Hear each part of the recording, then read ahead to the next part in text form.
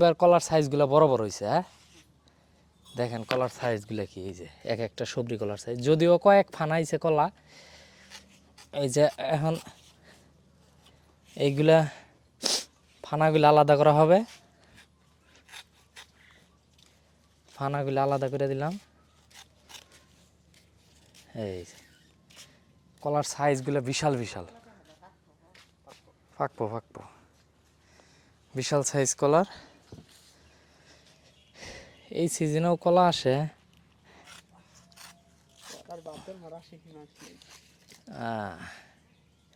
আইসে কয় ফানা, এক ফানা দুই ফানা?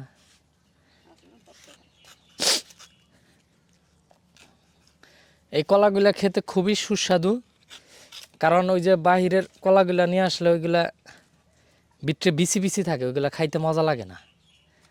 আবার এই যেগুলো ভিতরে বিচি বিচি থাকে না,